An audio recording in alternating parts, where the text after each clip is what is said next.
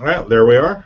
Looks like We're we're finally back. It's been a couple weeks for absence of hangouts for Chad and I. Yeah, it's been like a month. It's been quite a while. It's been a while. Yeah. Because I was in Europe Lots of and, didn't have never had Wi-Fi good enough to do hangouts with. So, but well, towards the end of the summer, I got super busy. Just it was tough. yeah. Yeah, so you had your summer class ended, and then how did you have any time off, or like a couple of weeks, or There's what? no time off in physics. We don't do time off. There's no crying in physics. I had a couple weeks. I gave a talk at the Rand Corporation, and then I had a week and a half or so to try to catch up in blogging stuff that I wanted to do and writing and other things like that. But then I had to get ready for class, and then as soon as class started, I had went to Vanderbilt, so I've been busy. How was that? Oh, it was. I'm it was going there in March. So yeah, I know. I told you I assigned homework at the end, and I told them to turn it into you. that's only fair because every time I do posts, I say, I leave this as an exercise for the reader, send it to Rhett for grading. So it's it's probably not appropriate to have inside jokes in a seminar like that, but I don't really care. Whatever works. So yeah, they'll probably forget, but so yeah. If you get something turned in, you will have to grade it though. Grade it on the spot. The traditional method of throwing it down a flight of stairs and seeing how far it travels. You'll like it there though. They have the department head Robert Schur. He wrote a quantum mechanics book. Yeah. It came out at the same time as Griffiths. Yeah, I haven't used it. I know of it. Okay. Well, he also has written science fiction in what's that magazine that published short science fiction? You mean like the journal that publishes it, or yeah, it's like a magazine of short science fiction. Like Analog. Analog. Yeah, Analog. I think he published an Analog. Yeah. So you'd probably get along with him doing that, right? Yeah, that'd be cool. Yeah, he's cool. They were all great guys. I had a great time over there. Good food, great atmosphere. Nashville's very pretty. So Vanderbilt's very pretty. Very nice place. Yeah, never been to Nashville. Daymop was in Knoxville several years ago. I took a student there who was lobbying for like Daymop. They organize visits to local institutions that do interesting physics things. So they had like you could, if you stayed an extra day, you could like take a bus and they'd give you a tour of Oak Ridge. But Mike, the student who went with me, wanted to rent a car and go to Dollywood. What's this? It's like, no, Mike, we're not renting a car going to Dollywood. Like, I'm here to go to a physics. I mean, Dollywood's not bad. I've been there. But, So that was his thing. That's the only time I've been in Tennessee. So Nashville will be interesting to see. So, do you know what you're talking about in the spring? No, it's in March. I'll decide what I'm talking about. I figure sometime in February they'll ask me for a title and an abstract, and then I'll come up with a title and an abstract. So, you're probably like me. You have 5 pre-made talks that you could just modify a little bit and use, right? Yeah, that kind of thing. One of them's getting a little stale, so I need to blow it up and start over. I have a talk that's mostly about physics outreach through blogging, which is, the primary emphasis is on the blogs because that's my background. But I think these days there's much more. I should make it really about social media more generally and get Minute Physics and Veritasium and Smarter Every Day and and like more of the Twitter stuff and IF and Love Science and talk about. Yeah. I probably I probably ought to do that, and then talk about things like the issues of image attribution and that kind of thing as problematic because So more of a this is how we use blogs and other social media to help people understand about science. And the other side of that would be what are the things that you need to consider when you blog. But when you yeah. talk about what you need to consider when you blog, you're talking to bloggers, and that's not as big of a population. Yeah, and if someone was going to start today doing physics outreach via the internet, I don't know that people would start a blog these days. I think probably the way to go would be somebody starting out now would probably be doing Tumblr or making videos or doing something like that, and that wasn't really a thing when I No, started it wasn't. 2003, 2002. So I think if I went back in time to like 2010 and I started making videos, I think that seems to be I prefer to write, but the videos seem to be easier to catch on, easier to share. You can make them shorter. You can make more money for sure, right? With the YouTube than you can with the blog. yeah, no, I notice the hit counts that you get for videos of any kind. That like Minute Physics and Veritasium and all those people. I mean, the number of views they get for their videos is blows my mind. I'm gonna do I'll do short videos sometimes for things. I'm gonna do a couple for the forthcoming book. I'm gonna go through and I've got a couple of chapters that I can make like a 5-minute video, sort of condensing the idea of one chapter of the book. I'll do a few of those in the next couple of months at some point, but it's I mean, not something that I find very. I don't mind the talking into the camera part of it, but there's always this element of wrestling with video formats and getting it edited to look nice is just a frickin' nightmare. And so, we have a digital studio here on campus that they have some nicer stuff than I have access to, but I'd rather do the editing myself somewhere else. I don't want to have to sit in the library to do it. But I'm a little afraid that it's going to be like they have Macs there and I use a PC and just like getting the video from whatever stupid QuickTime format it's going to record into whatever format the my Windows machine will recognize is just gonna.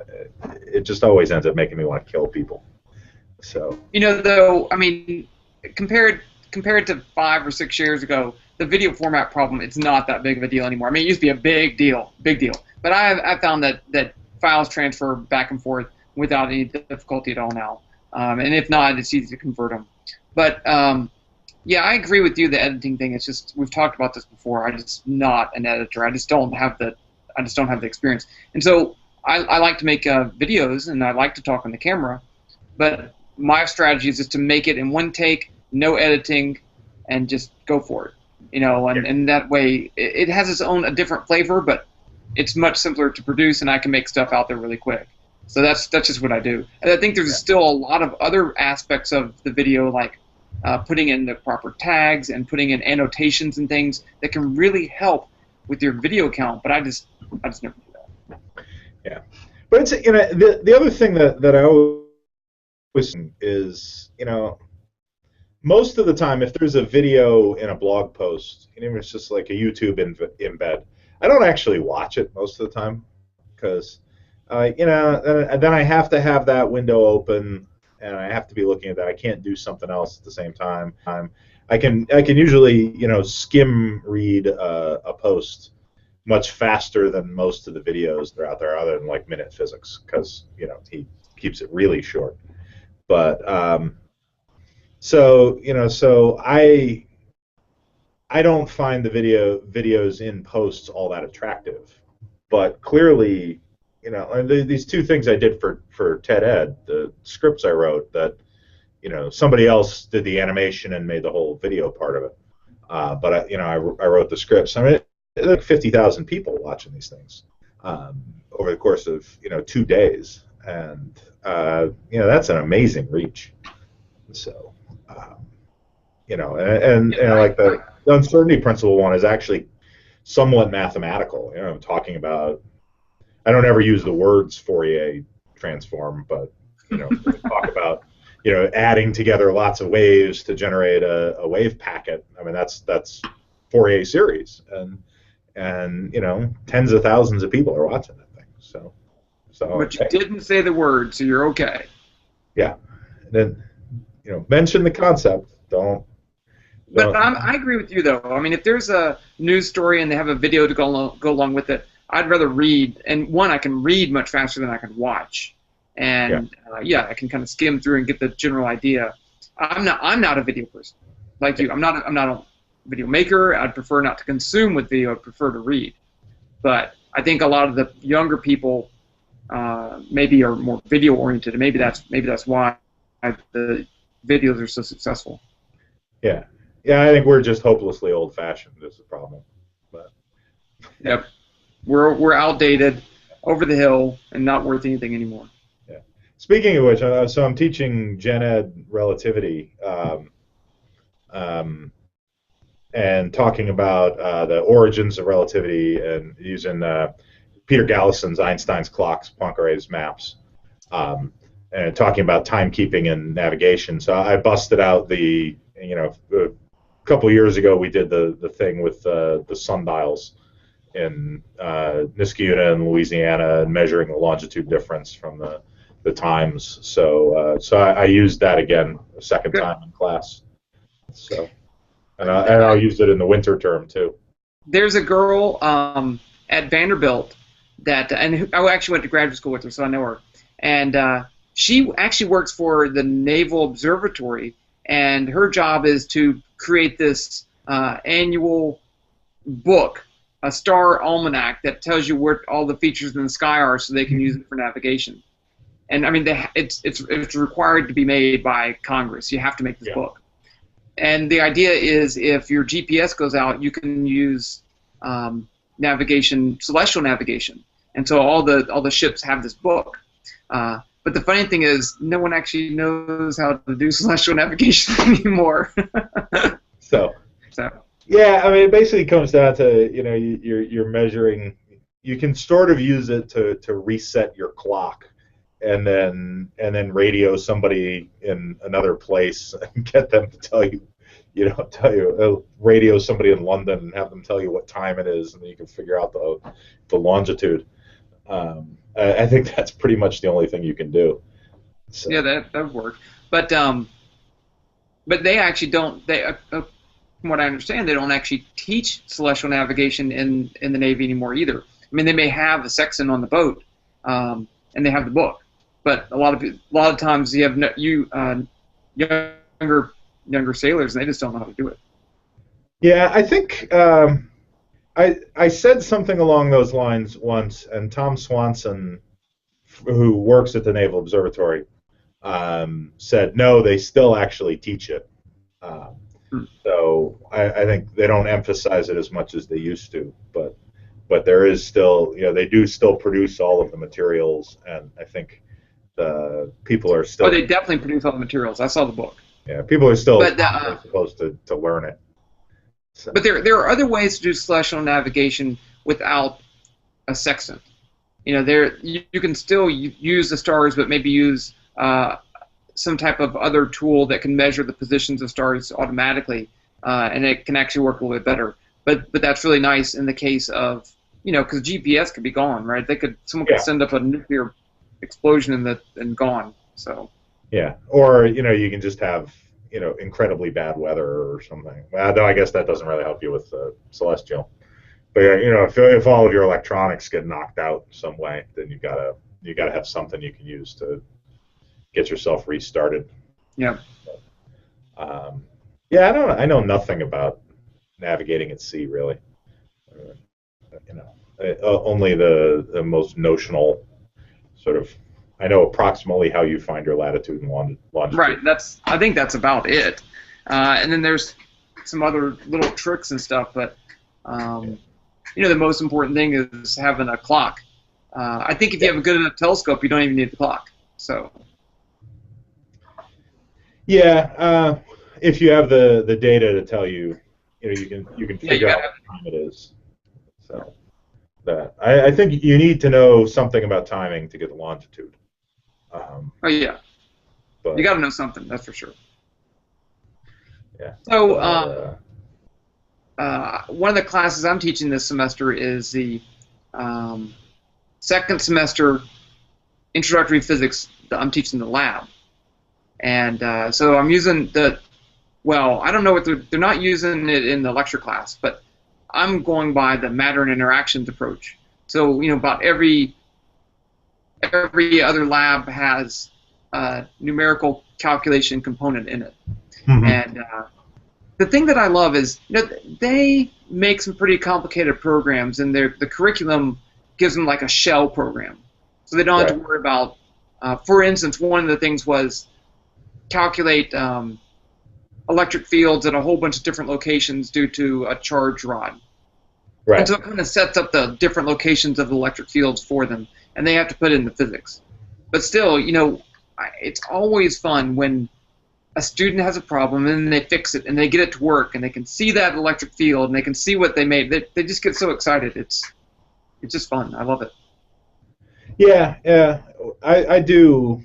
I have a template that I wrote that gives them, breaks a rod up into n charges and, calculates the field by summing the n pieces. And you can sort of do how quickly does it converge toward the theoretical answer as how many, I think that's the homework that they have. Tell me how big does n need to be for you to get within 10% of the answer you get from the formula in the book? And it's striking how much of a difference it makes if you're, if you have your rod vertical and you're on the horizontal axis. It converges much faster than if you're on the axis of the rod. Oh, okay.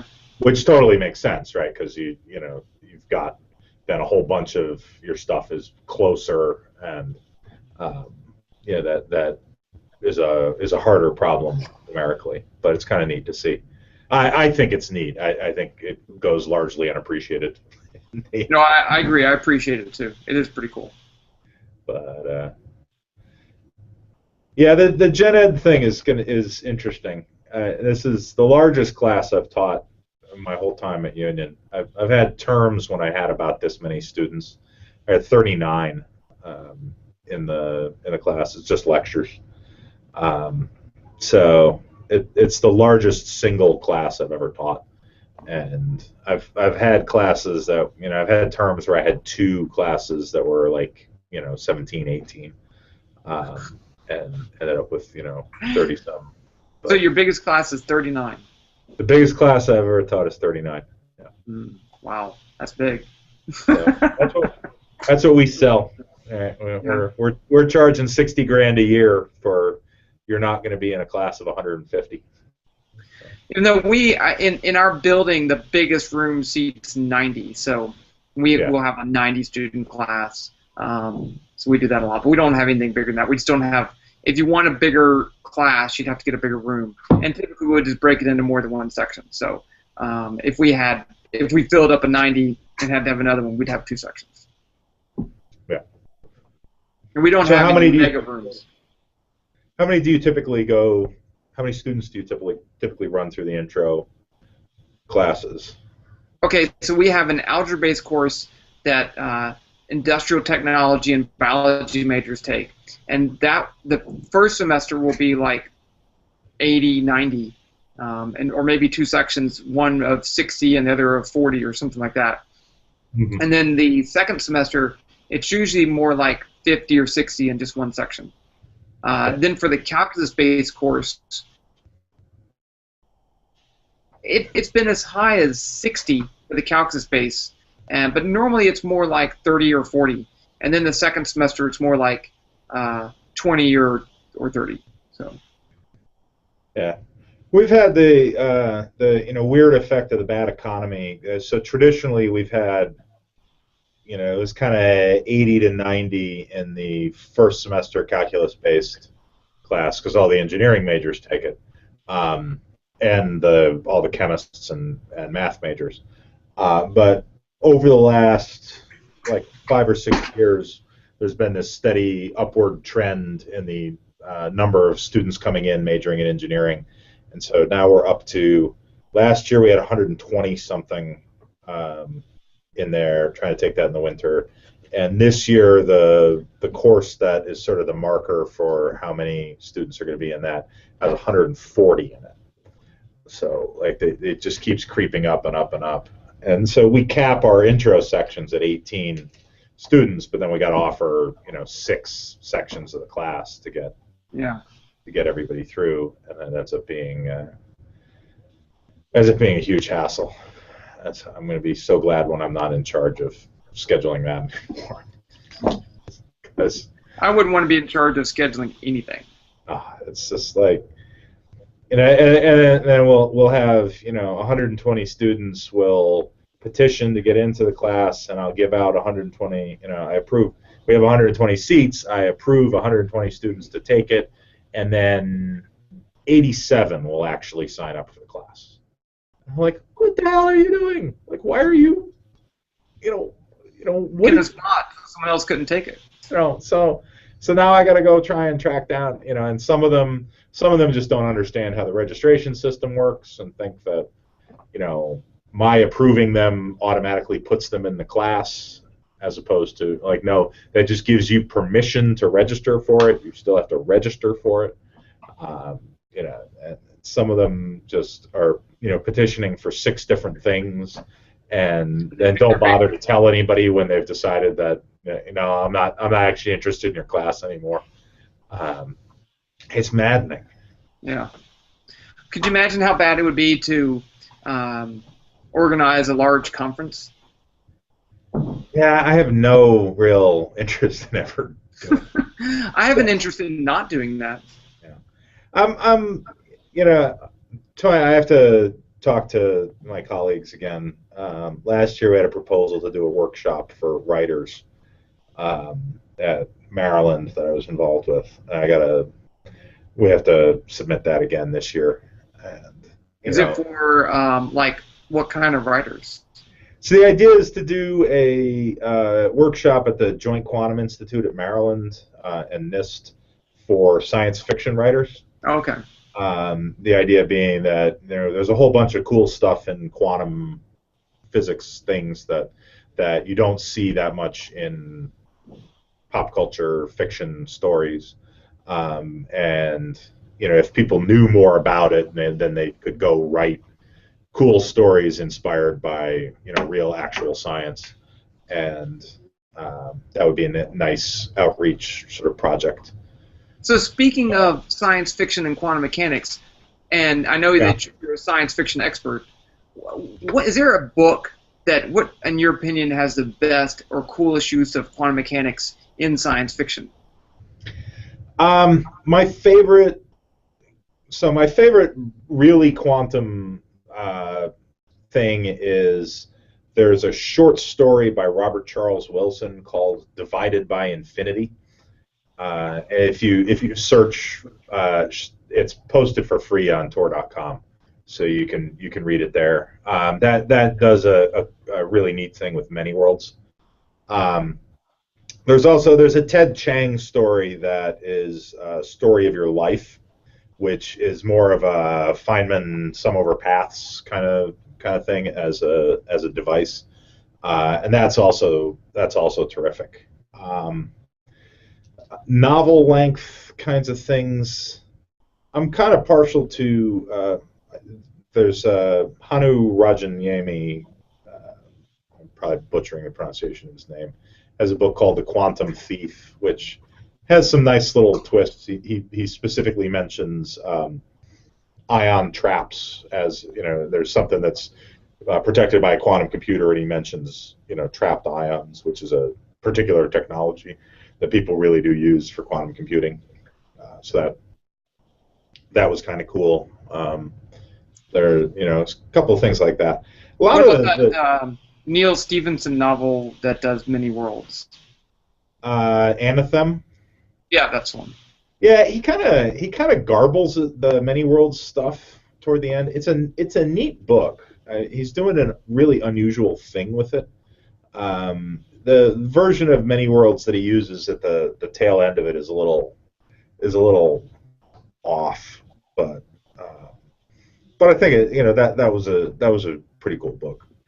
Yeah. Stevenson's one of these people that the plots of his books are sort of secondary to the 5-page aside about the best way to eat breakfast cereal.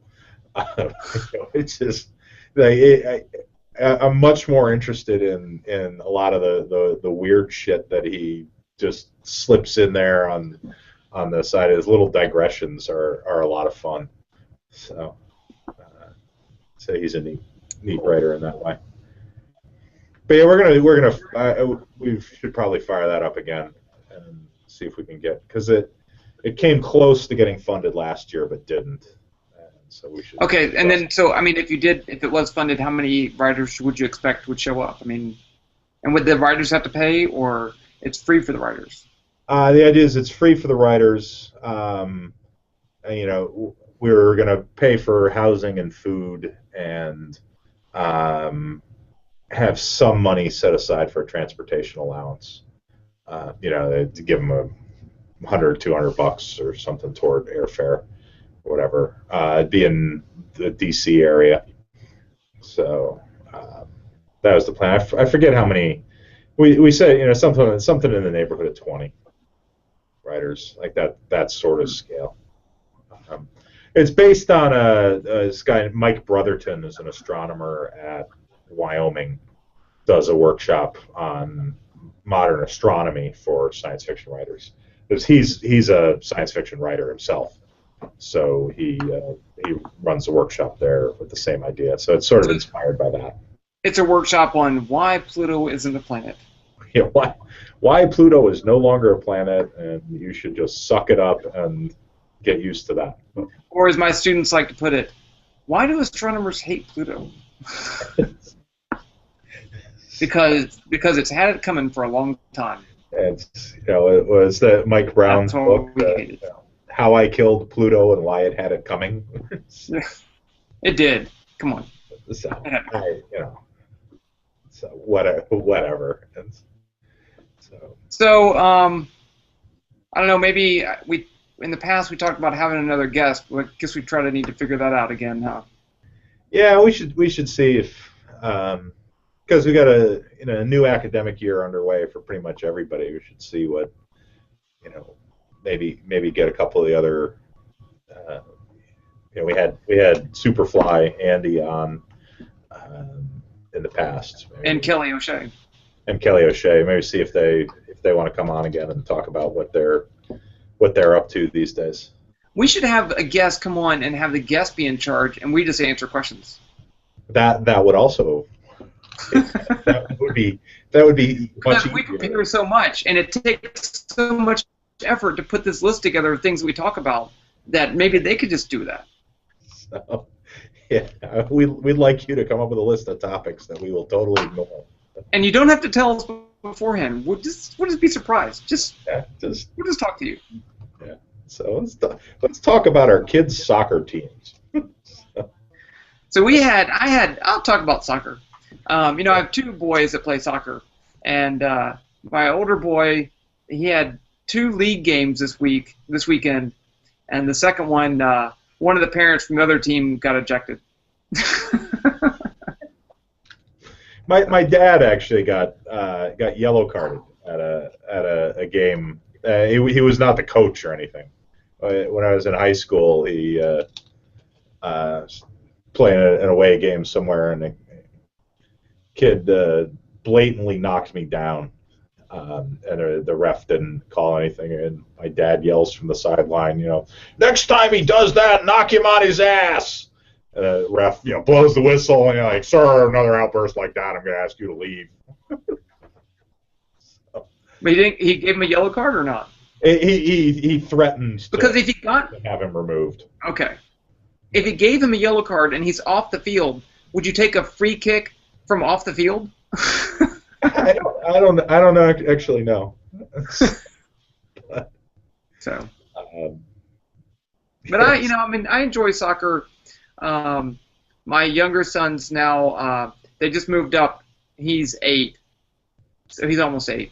Wait, yeah, he's 8, and but now they have a goalie. They keep score and stuff like that. Whereas before it's just kind of like let's just play. So it's much more exciting.